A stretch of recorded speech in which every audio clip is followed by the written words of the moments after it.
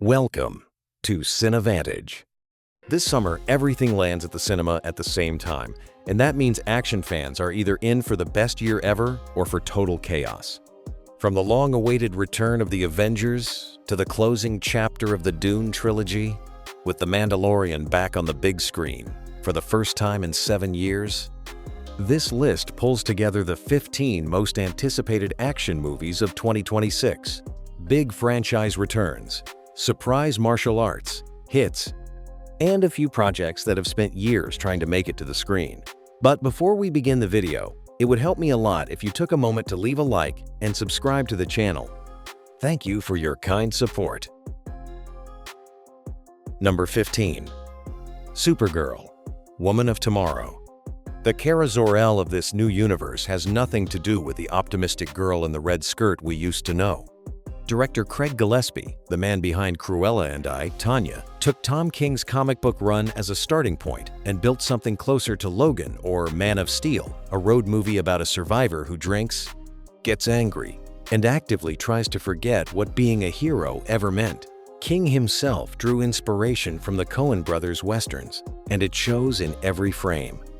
A girl named Ruthie hires a pretty battered Supergirl to avenge her father's murder, and together they cross 9 different worlds, each one with its own language, its own rules, and its own kind of trouble. Millie Alcock is the right choice for this. She knows how to play fragility with aggression sitting right on top of it. As a surprise, Jason Momoa appears in a cameo as Lobo, and David Corenswet's Superman also shows up at some point. Alcock confirmed her first day of shooting was right next to him. A reinvention with bite, a fresh tone, and a much darker register than anything DC has tried in years. Number 14. Seven Snipers, an Australian action thriller from director Sandra Cyberis. The kind of film where everything fits together to deliver a functional movie but never quite reaches memorable. Radha Mitchell carries the weight with solidity, playing a retired elite sniper hiding out on a remote ranch with her teenage daughter and Tim Roth, as the warlord from the protagonist's past who returns for revenge, does his thing with that slow, threatening presence he has been known for since the Tarantino days. He is one of the few elements here that feel genuinely interesting. The concept is not bad. A ranch turned into a battlefield, an elite team of snipers moving at their own pace through the Australian outback. The problem is that we have already seen all of this before, and the writers do not try too hard to surprise anyone with a fresh angle. Reviews praise the action scenes, but complain about character decisions that make no sense and dialogue that drags the film into television territory. Perfect genre cinema for a Friday night. Nothing more, nothing less. The kind of movie that lands on streaming and quietly finds its true audience there over time. Number 13. In the Gray. Guy Ritchie wrote, produced, and directed this back in 2023, but it is only landing on screens now. It was first set for January 2025, then April 2026, and finally settled on May.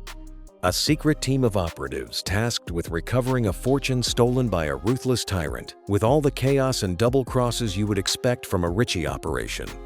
It sounds exactly like a Guy Ritchie movie should sound, full of energy, layered loyalties, betrayals stacked on top of betrayals, and people in disguise. Henry Cavill, Jake Gyllenhaal, and Eiza Gonzalez shot in Tenerife and clearly had a great time. Rosamund Pike is also in the cast, and she tends to make anything she is part of more interesting just by showing up. What raises suspicion is this. So many shifted dates usually mean post-production trouble, or that the distributor lost faith in the project somewhere along the way. Picture this, an unreleased Ritchie sitting on a shelf for 3 years. That alone is a red flag worth paying attention to. If Cavill and Gyllenhaal show up in full Ritchie mode, this could be a fun ride or a complete misfire of the year. Number 12. Dune, Part 3. Denis Villeneuve has shot this trilogy like it is something deeply personal, and the final part, judging by the March teaser, will be the strangest and most demanding of the 3. It is based on Dune Messiah, the 1969 novel where Paul Atreides has been ruling the known universe for over a decade. And the story leaves the epic battlefield behind to step into political tragedy and quiet betrayal. Power destroys exactly those who fought for it, and that is the entire engine of this story. It is a very different film from Part 2, and part of the audience may not be ready for that shift in tone. Greg Fraser is not back as cinematographer. He is busy with the Batman, and Linus Sandgren steps in instead. Robert Pattinson plays the villain, Citadel, a being capable of taking any form he chooses.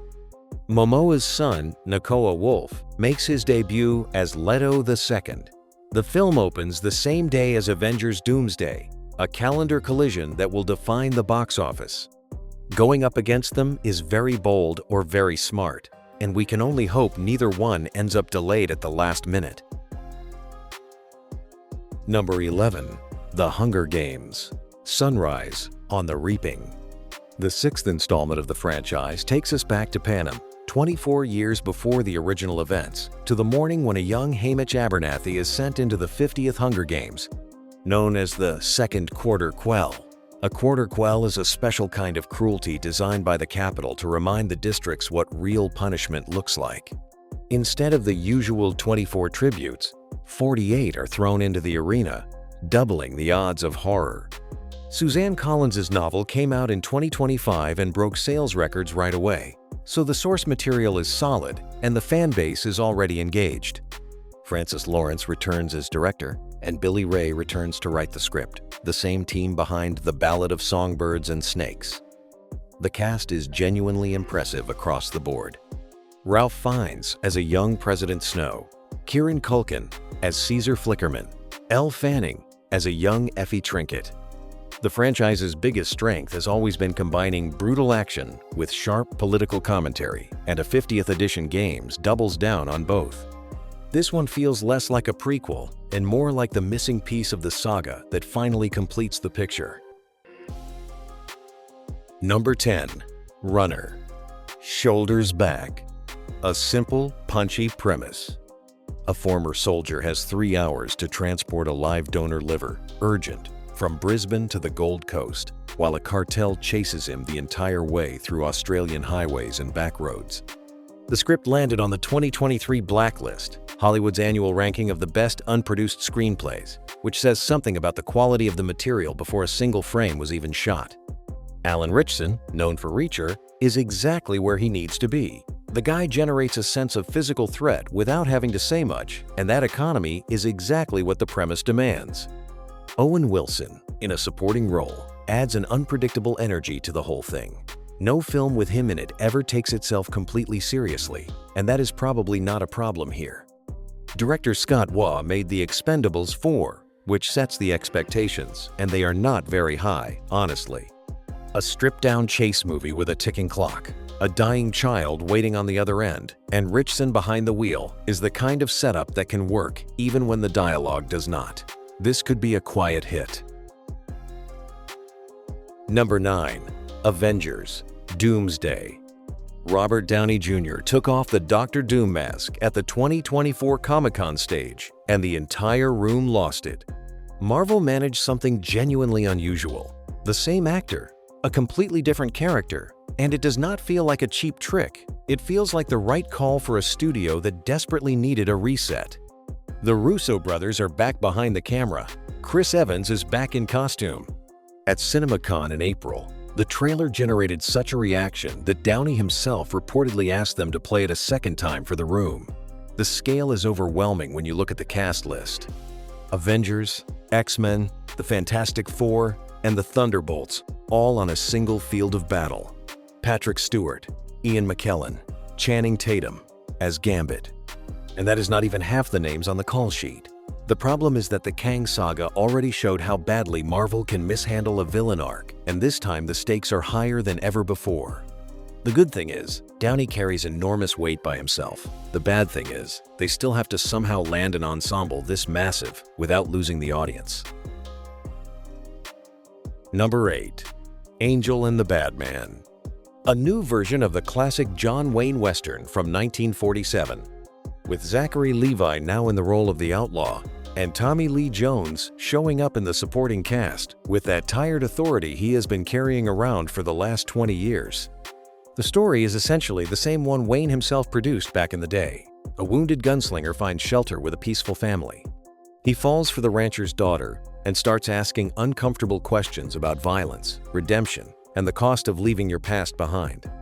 Julio Quintana directs, and Angel Studios is positioning this as one of the major fall releases of the year. Neil McDonough rounds out the main trio, bringing his usual coiled menace to the antagonist side.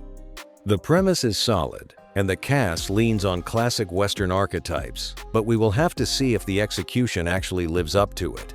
Modern remakes of Golden Age Westerns are tricky business. They either find a fresh emotional core, or they end up feeling like pure nostalgia. Either way, seeing Tommy Lee Jones back in a saddle is reason enough to show up. Number 7. Spider-Man: Brand New Day.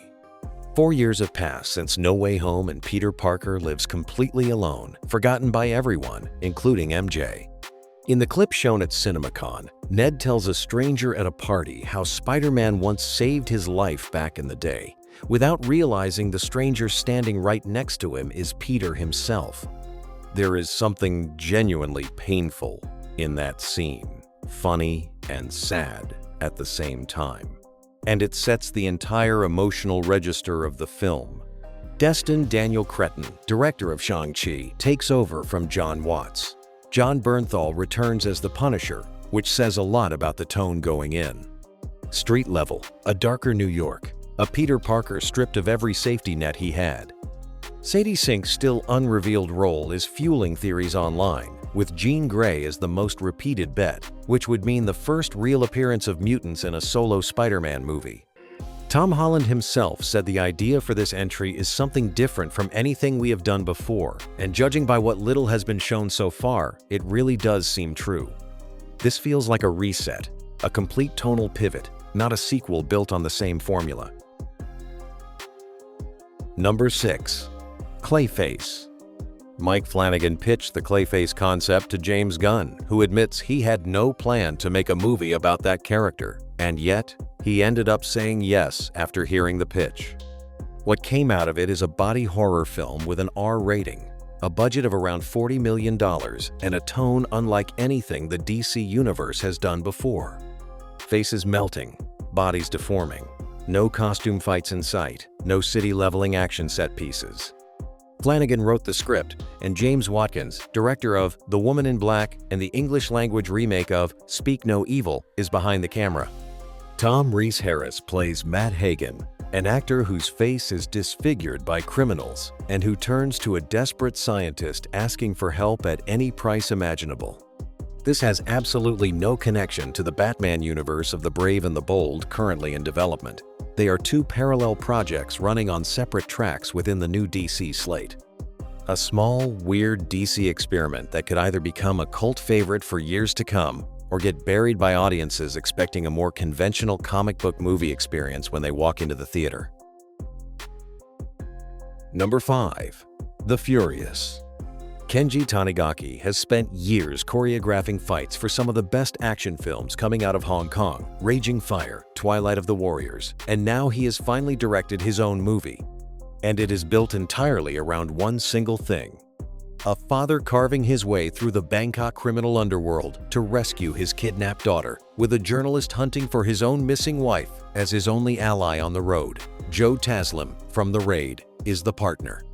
Yayan Ruhian, also from The Raid, is on the opposite side as one of the antagonists. The dialogue is weak, the characters are sketches, being completely honest about it, but in the Midnight Madness section of the Toronto Film Festival, the audience gave it a standing ovation that lasted longer than most. People who were there when the first Raid premiered 15 years ago say the reaction was directly comparable to that historic moment. This is exactly the kind of movie where you do not show up for plot, you show up for the choreography. And the choreography here, according to early reviews, is among the most inventive and brutal of the last decade in any language. Number 4. Masters of the Universe. This project bounced from studio to studio for almost 20 years. Warner Brothers, Columbia Pictures, Netflix, until it finally landed at Amazon MGM Studios and Mattel Films. Travis Knight, director of Bumblebee, has put together a large-scale adventure film about Prince Adam, who returns to Eternia and finds the entire kingdom under Skeletor's iron rule. And for the villain role, they cast Jared Leto, which is a whole question all on its own. Leto can create unforgettable characters when the right director reins him in, but sometimes unforgettable is a polite way of saying insufferable in the wrong context. Nicholas Galitzine as He-Man works physically and has a genuine, easygoing charm to him. He already proved with Red, White, and Royal Blue that he can carry a major studio production on his shoulders without buckling under the weight. Knight's track record with Bumblebee suggests he understands how to give a toy-based property real heart without losing the spectacle or the big set pieces that fans expect. After 2 decades of false starts and abandoned scripts, the bar is somewhere between cautious optimism and braced for total disappointment, depending entirely on how Leto's Skeletor actually lands on screen. Number 3. The Mandalorian and Grogu. The first Star Wars movie on the big screen in 7 years, and the entire reputation of Lucasfilm is on the line with this one. Pascal returns under the helmet. Grogu is still unbearably adorable, which is precisely the point. And Sigourney Weaver plays Colonel W, the officer assigning Mando his new mission, exactly the kind of casting that signals a more serious register than the show itself. Jon Favreau wrote and directed the film himself, which guarantees a certain level of quality, though not necessarily cinematic ambition. Those who got to see the first 25 minutes at a closed screening on Star Wars Day described the sensation as a very strong opening episode of a new season, which, depending on your expectations, can be a compliment or a warning sign about the scale of the project. The first trailer did not excite fans the way Lucasfilm had hoped, and the marketing campaign had to be quietly reinvented heading into release. Picture this: the franchise that defined modern blockbuster cinema, trying to remind everyone why it still matters at all. Either Favreau delivers and Lucasfilm gets its second wind, or this one becomes a long conversation about scale and ambition. Number 2. Citadel, Season 2. Created by the Russo brothers for Prime Video back in 2023, Citadel is a spy thriller about a global independent intelligence agency wiped out by a rival organization, with its surviving agents trying to put the pieces of their stolen memories back together as they figure out who is still loyal to whom. The first season cost $300 million and was received by critics roughly like this: pretty, expensive, bland. The Economist called it a big-budget, low-imagination spy thriller. And Amazon renewed it anyway.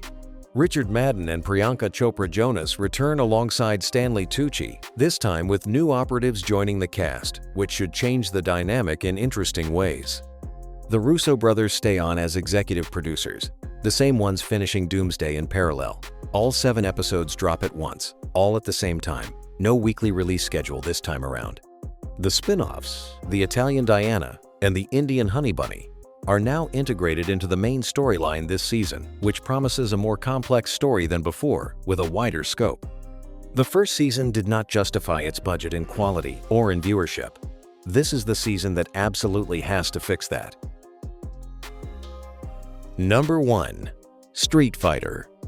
This is Hollywood's 3rd attempt at Street Fighter, and the first that really seems to understand what the previous 2 attempts got so badly wrong.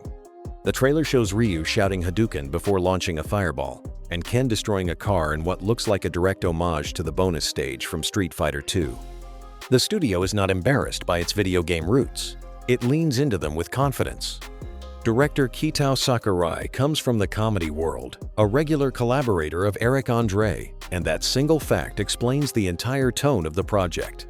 The absurdity here is a design element, not an accident or a budget compromise. Jason Momoa is Blanca. David Dastmalchian is M. Bison. Cody Rhodes shows up as Guile. Roman Reigns is also in the cast, which turns the whole thing into a strange and unexpected collision between video games and professional wrestling. After 2 decades of failed video game adaptations finally giving way to recent successes like Sonic and The Last of Us, Street Fighter has the real chance to land a 3rd punch in the genre. And if Sakurai pulls it off, this could be the most fun studio film of the year. That wraps up the list of the 15 most anticipated action movies of 2026. It is one of the most packed years the genre has seen in a long time, with returning franchises, surprise contenders, and projects that took years to finally reach the screen. If you liked this video, don't forget to leave your like, subscribe, and turn on the bell so you don't miss our next videos. The really interesting question now is whether all this can actually fit in a single year without titles getting in each other's way at the box office. Some of these are going to surprise everyone, and others, no matter how much hype they carry, are going to disappoint. Let me know in the comments which one you are most excited about and which one worries you the most.